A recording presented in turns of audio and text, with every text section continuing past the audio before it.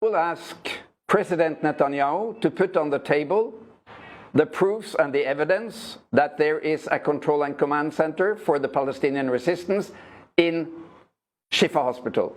We have heard these claims since 2009.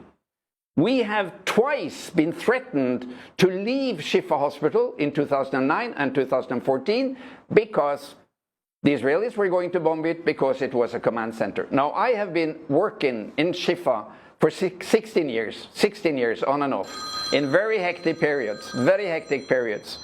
I've been able to walk freely around. I take lots of pictures, I video film. I've been sleeping in the hospital during bombardment. I've been all over. I've never been restricted, controlled. Nobody has ever controlled my picture and documentation material. So, well, if there is a command center, show us. You have pictures and X-ray films of all Gaza, all the tunnels, everything. So why is it that these 16 years of threats that Shifa is a command center has not been given any evidence at all that it de facto is? Now, if it was a military command center, I would not work there because I obey to the Geneva Convention, number one. Number two, if the Israelis claim that this is a mixed military-civilian target, because obviously it is civilian, with tens of thousands of people gathering there and 2,000 patients being treated. If it is a mixed military-civilian target, the civilian precautions take priority over the military. So in accordance with the Geneva Convention, you can't bomb hospitals unless they have very clear military functions.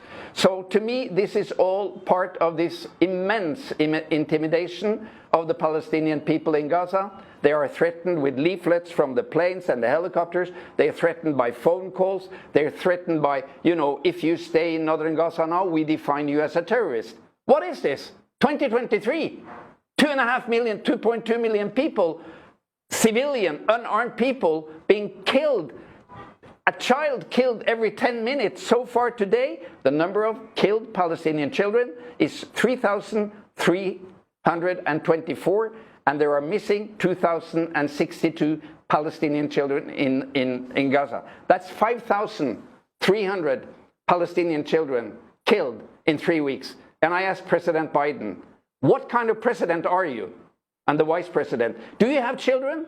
Do you accept that this is a war? Do you accept that your supported Israeli army is killing by the thousands children? For heaven's sake, let's have a ceasefire. Let's lift the siege of Gaza. Let's let in supplies and international teams to work. My colleagues are overburdened. They have worked night and day for 3 weeks now. This has to stop.